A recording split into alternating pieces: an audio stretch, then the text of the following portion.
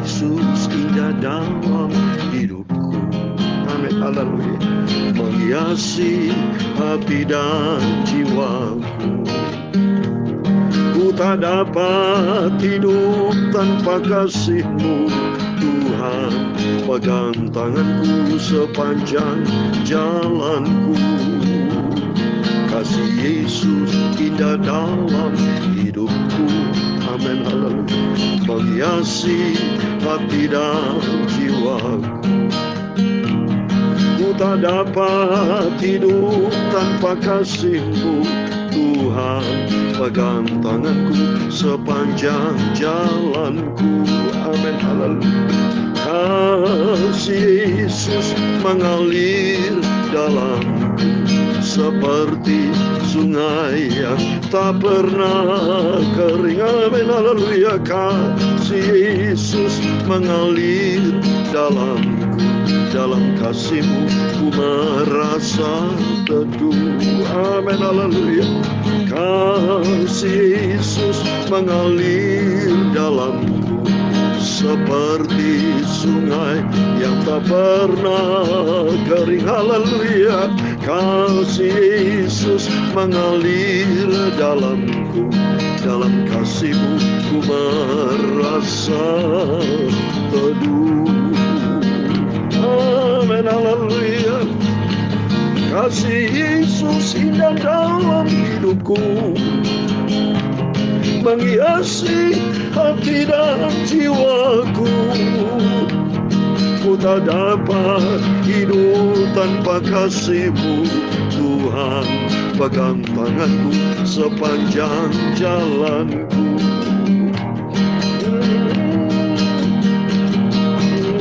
Efesus pasal 3 ayat 18.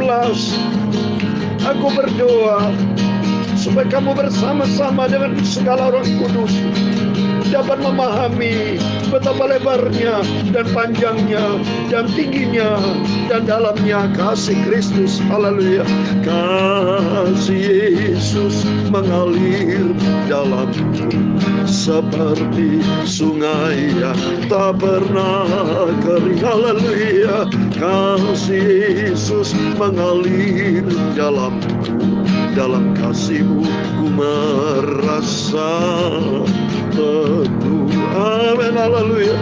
Kasih Yesus mengalir dalamku seperti sungai yang tak pernah kering. Haleluya. Kasih Yesus mengalir dalamku. Dalam kasih-Mu ku merasa teduh. Amin, haleluya. Dalam Mazmur pasal 103 ayat 8, 9 sampai 11. Tuhan adalah penyayang dan pengasih, panjang sabar dan berlimpah kasih setia. Tidak selalu Ia menuntut dan tidak untuk selama-lamanya Ia menendam. Tidak dilakukannya kepada kita setimpal dengan dosa kita, dan tidak dibalasnya kepada kita setimpal dengan kesalahan kita. Tetapi setinggi langit di atas bumi, demikian besarnya kasih setianya atas orang-orang yang takut akan Dia. Kasih Yesus mengalir dalamku seperti sungai yang tak pernah kering. Haleluya. Kasih Yesus mengalir dalamku. Dalam kasih-Mu ku merasa teduh. Amin, haleluya. Ya Tuhan, punya-Mu kebesaran dan kejayaan. Haleluya. Kehormatan, kemasyhuran dan keagungan. Ya segala-galanya yang ada di langit dan di bumi. Ya Tuhan, punya-Mu kerajaan, dan Kau yang tertinggi itu melebihi segala-galanya sebagai kepala. Sebab kekayaan dan kemuliaan berasal daripada-Mu, dan Engkau-lah yang berkuasa atas segala-galanya. Dalam tangan-Mu lah kekuatan dan kejayaan. Dalam tangan-Mu lah kuasa membesarkan dan mengokohkan segala-galanya. Sekarang kasih Yesus yang sempurna. Sekarang ya Tuhan Yesus Bapa kami bersyukur kepada-Mu dan memuji nama-Mu yang agung, mulia, kudus. Amin, amin. Kasih-Mu amat sempurna Bapa. Haleluya. Kasih Yesus mengalir dalam seperti sungai yang tak pernah kering. Haleluya. Kasih Yesus mengalir dalam kasih-Mu merasa teduh. Kasih Yesus mengalir dalam seperti sungai yang tak pernah kering. Haleluya. Kasih Yesus mengalir dalam kasih-Mu merasa penuh. Terima kasih Tuhan Yesus. Kuduskan kami, sucikan mulut hamba-Mu membaca firman-Mu Bapa. Kuduskan tubuh, jiwa, rohku, layakkan sebentar Bapa. Biar firman-Mu berkuasa dalam hidupku, sehingga aku melangkah bersama, hidup di dalam kebenaran firman-Mu. Proses hidupku Bapa untuk menjadi serupa dengan Tuhan Yesus, sampai suatu hari kelak aku layak hidup bersama Engkau di surga kekal selama-lamanya. Terima kasih, ampuni dosa kami, segala kejahatan, kesalahan kami. Ampuni Bapa. Sucikan, layakkan hidup kami untuk kami masuk di dalam tempat yang kudus. Kuduslah Engkau Bapa. Terima kasih Bapa. Kami percaya Engkau hadir memberkati kami. Dalam nama Tuhan Yesus kami hamba-Mu dan Ku sudah berdoa. Haleluya. Amin, amin. Puji Tuhan. Shalom dan selamat pagi. Selamat kita bisa berjumpa kembali pada Sabtu pagi tanggal 5 Maret 2022. Semua karena anugerah Tuhan. Waktu demi waktu kita senantiasa dipelihara sama Tuhan. Di tengah-tengah situasi dunia yang semakin sulit, di tengah-tengah dunia yang tidak jelas, uncertainty condition. Tapi biar kita memperjelas status kita, itu hubungan kita sehat dengan Tuhan. Biarpun dunia sedang sakit, dunia tidak sehat, dunia tidak jelas arahnya mau kemana. Peperangan Ukraina bersama Rusia diserang terus. Banyak sudah korban, ratusan orang meninggal. Ratusan mereka, beribu-ribu orang, bahkan dunia semua mengecam invasi Rusia ke Ukraina. Tidak tahu apa yang terjadi sebetulnya. Tapi satu hal kita tahu, biarlah kasih karunia Tuhan senantiasa ada di dalam kehidupan kita. Sebab di luar Yesus kita hancur. Di luar Yesus kita tidak bisa berbuat apa-apa. Kita hidup sampai detik ini, manusia bisa dipelihara sama Tuhan. Hidup sampai detik ini semua karena anugerah Tuhan. Bayangkan kalau Tuhan marah sebentar murka karena manusia makin banyak dosa, manusia makin banyak jahat, tidak takut kepada Tuhan, tidak taat kepada firman Tuhan. Kalau Tuhan marah sebentar sudah selesai, dunia sudah berakhir. Tapi kalau kita sampai detik ini bersama saya bisa main gitar, bisa menyanyi, bisa baca firman Tuhan, ini anugerah Tuhan yang besar. Biar kita tidak mempermainkan kasih karunia Tuhan, tapi makin hari kita mau cinta Tuhan Yesus. Amin, puji Tuhan. Mari kita kembali kepada firman Tuhan. Kita rutin kalau di pagi yang indah ini kita baca di kitab Perjanjian Lama, Bapak Bu ya.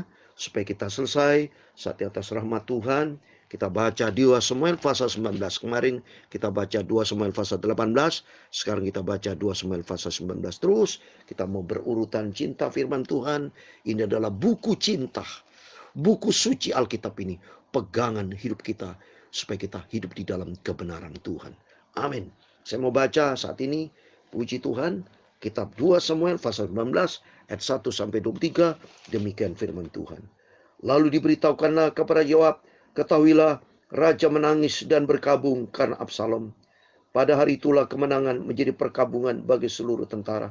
Sebab pada hari itu tentara itu mendengar orang berkata, raja bersusah hati karena anaknya. Sebab itu tentara itu masuk kota dengan diam-diam pada hari itu, seperti tentara yang kena malu kembali dengan diam-diam karena melarikan diri dari pertempuran. Raja menyelubungi mukanya dan dengan suara nyaring meratapkan, Raja anakku Absalom, Absalom anakku, anakku. Lalu masuklah Yoab menghadap raja di kediamannya serta berkata, pada hari ini engkau mempermalukan semua hambamu yang telah menyelamatkan nyawamu pada hari ini, dan nyawa anakmu laki-laki dan perempuan, dan nyawa istri-istrimu, dan nyawa kunik-kunikmu, dengan mencintai orang-orang membenci kepadamu, dan dengan membenci orang-orang cinta kepadamu. Karena pada hari ini engkau menunjukkan bahwa panglima-panglima dan anak buah tidak berarti apa-apa bagimu. Bahkan aku mengerti pada hari ini bahwa seandainya Absalom masih hidup dan kami semua mati pada hari ini, maka hal itu kau pandang baik. Oleh sebab itu, bangunlah, pergilah keluar dan berbicara menenangkan hati orang-orangmu. Sebab aku bersumpah demi Tuhan, apabila engkau tidak keluar, maka seorang pun tidak akan ada yang tinggal bersama-sama dengan engkau pada malam ini. Dan hal ini berarti celaka bagimu, melebihi segala celaka yang telah kau alami sejak kecilmu sampai sekarang. Lalu bangunlah raja dan duduklah di pintu gerbang. Maka diberitahukanlah kepada seluruh rakyat demikian. Ketahuilah, raja duduk di pintu gerbang. Kemudian datanglah seluruh rakyat itu menghadap raja. Adapun orang Israel sudah melarikan diri masing-masing ke kemahnya. Seluruh rakyat dari semua suku Israel berbantah-bantah katanya, raja telah melepaskan kita dari tangan musuh kita. Dialah yang telah menyelamatkan kita dari tangan orang Filistin, dan sekarang ia sudah melarikan diri dari dalam karena Absalom. Tetapi Absalom yang telah kita urapi untuk memerintah kita sudah mati dalam pertempuran. Maka sekarang mengapa kamu berdiam diri dengan tidak membawa raja kembali? Raja Daud telah menyuruh orang kepada Sadok dan Abiatar, imam-imam itu dengan pesan, berbicaralah kepada para tua-tua Yehuda demikian, mengapa kamu menjadi yang terakhir untuk membawa raja kembali ke istananya? Sebab perkataan seluruh Israel telah sampai kepada raja, kamulah saudara-saudaraku, kamulah darah dagingku, mengapa kamu menjadi yang terakhir untuk membawa raja kembali? Dan kepada Amasa haruslah kamu katakan, bukankah engkau dari darah dagingku? Beginilah kiranya Allah menghukum aku, bahkan lebih daripada itu, jika engkau tidak tetap menjadi panglimaku menggantikan Yoab. Demikianlah dibelokkannya hati semua orang Yehuda secara serentak, sehingga mereka menyuruh menyampaikan kepada raja pesan ini, kembalilah tuanku dan semua anak buahmu. Lalu berangkatlah raja pulang dan sampailah ia ke tepi sungai Yordan. Sementara itu orang Yehuda telah sampai ke Gilgal untuk menyongsong raja dan untuk membawa raja menyeberang sungai Yordan. Juga Simei bin Gera, orang Benyamin yang dari Bahurim itu, cepat-cepat datang bersama-sama dengan orang-orang Yehuda untuk menyongsong Raja Daud. Juga ada 1.000 orang dari daerah Benyamin bersama-sama dengan dia, dan Siba, hamba keluarga Saul, dan ke-15 anaknya laki-laki, dan ke-20 hambanya bersama-sama dia datang tergesa-gesa ke sungai Yordan mendoli raja. Lalu menyeberang dari tempat penyeberangan untuk menyeberangkan keluarga raja dan untuk melakukan apa yang dipandangnya baik. Maka Simei bin Gera sujud di depan raja ketika raja hendak menyeberangi sungai Yordan, dan berkata kepada raja, janganlah kiranya tuanku tetap memandang aku bersalah, dan janganlah kiranya tuanku mengingat kesalahan yang dilakukan hambamu ini pada hari tuanku raja keluar dari Yerusalem. Janganlah kiranya raja memperhatikan lagi, sebab hamba ini tahu bahwa hamba telah berbuat dosa, dan lihatlah pada hari ini akulah yang pertama-tama datang dari seluruh keturunan Yusuf untuk menyongsong tuanku raja. Lalu berbicara Abisai anak serunya, katanya, bukankah Simei patut dihukum mati karena ia telah mengutip orang yang diurapi Tuhan? Tetapi Daud berkata, apakah urusanku dengan kamu, hai anak seruya, sehingga kamu pada hari ini menjadi lawanku? Masakan pada hari ini seorang dihukum mati di Israel? Sebab bukankah aku tahu bahwa aku pada hari ini adalah raja atas Israel? Ayat 23 terakhir. Kemudian berkatalah raja kepada Simei, engkau tidak akan mati. Lalu raja bersumpah kepadanya. Amin, puji Tuhan. Demikian firman Tuhan yang sudah kita baca. Kitab 2 Samuel pasal 19 ayat 1 sampai 23. Di dalam nama Tuhan Yesus Kristus, kepada Bapak, Saudara semua dan bersama saya yang setia membaca firman Tuhan, yang setia merenungkan firman Tuhan, dan setia mata kita hanya tertuju kepada Yesus.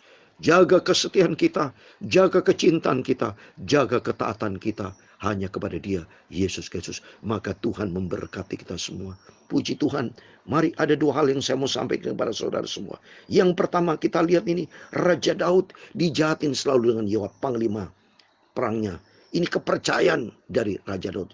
Yoab itu yang membunuh Absalom loh saudara. Daud itu begitu mengasihi anak-anaknya. Inilah saya sudah katakan, orang tua mengasihi anak. Biarpun anak tidak mencintai orang tua.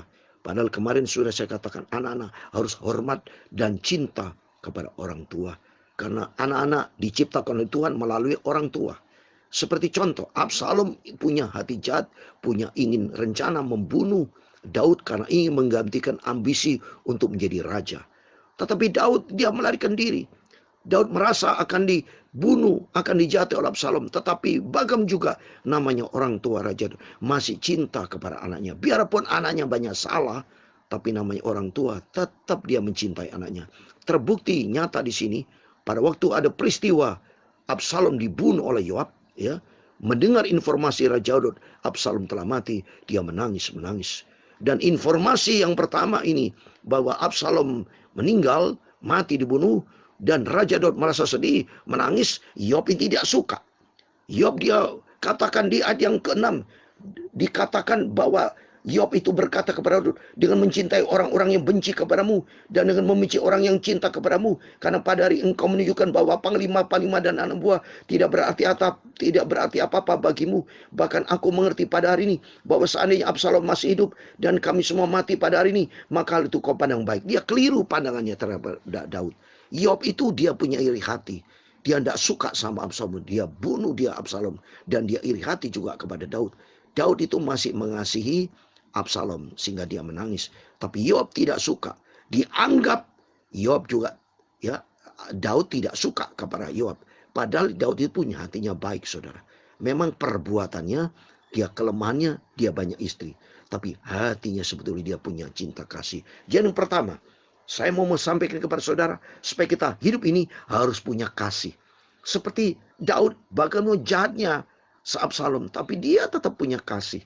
Ya, dia tidak benci. Maka ini firman Tuhan, kita tidak boleh benci kepada setru kita. Lawan, biar Absalom itu benci kepada Daud. Absalom menjadi setru Daud, tapi Daud tetap mencintai. Karena ini sesuai dengan firman Tuhan.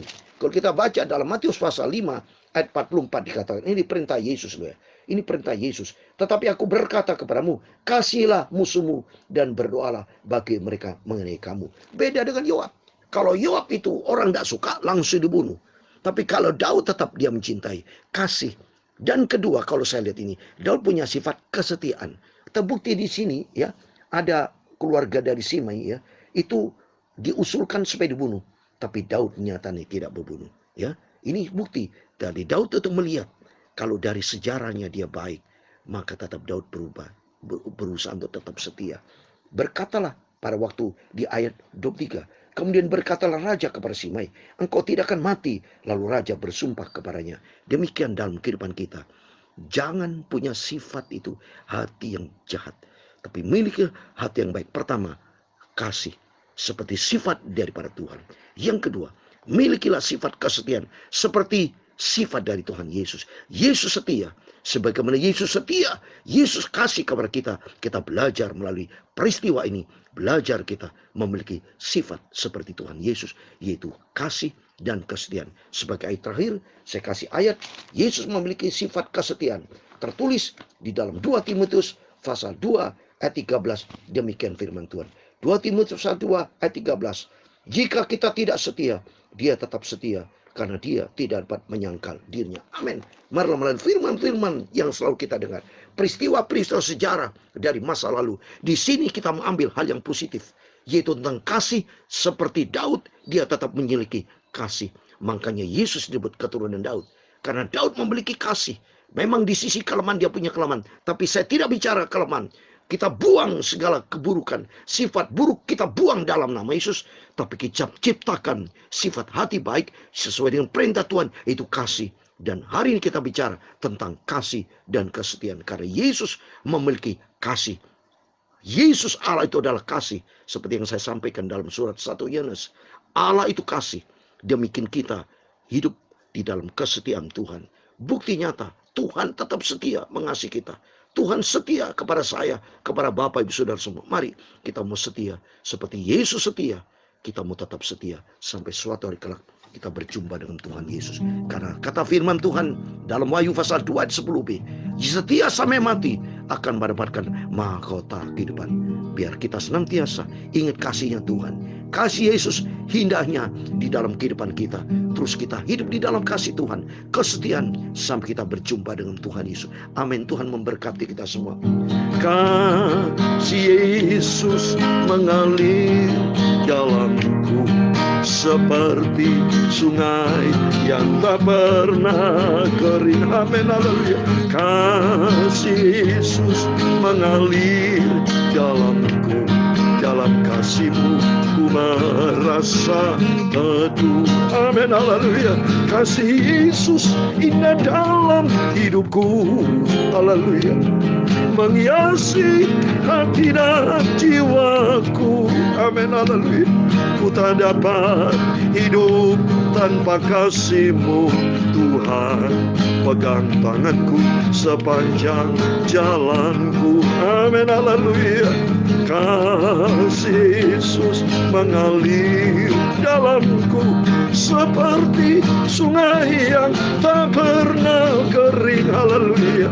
Kasih Yesus mengalir dalamku, dalam kasih-Mu ku merasa teduh. Haleluya. Dalam kasih Yesus ku merasa teduh. Damai sejahtera kasih Allah Bapa Tuhan Yesus menyertai Bapak Ibu Saudara semua. Amin. Tuhan memberkati engkau dan melindungi engkau. Tuhan menyinari engkau dengan wajah-Nya dan memberi engkau kasih karunia. Tuhan mengharapkan wajah-Nya kepadamu dan memberi engkau damai sejahtera. Bapa kami yang di surga, dikuduskanlah nama-Mu, datanglah kerajaan-Mu, jadilah kehendak-Mu di bumi seperti di surga. Berikanlah kami pada hari ini makanan kami secukupnya, dan ampunilah kami akan kesalahan kami, seperti kami juga mengampuni orang bersalah kepada kami. Dan jangan membawa kami ke dalam pencobaan, tetapi lepaskanlah kami dari yang jahat, karena Engkaulah yang punya kerajaan dan kuasa dan kemuliaan sampai selama-lamanya. Amin. Puji Tuhan, selamat pagi. Selamat kita berjumpa kembali di dalam kasih Bapa kita Tuhan Yesus Kristus. Dan Tuhan bersama kita berjaga dan berdoa. Dan jangan lupa besok hari Minggu, harinya Tuhan kita semua beribadah online, onsite, yang berjumpa dengan Yesus, alami perjumpaan dengan Tuhan. Di situ kuasa Tuhan menyertai kita. Amin. Tuhan memberkati Bapak Ibu Saudara semua. Dan Tuhan bersama kita. Immanuel, puji Tuhan. Haleluya. Amin.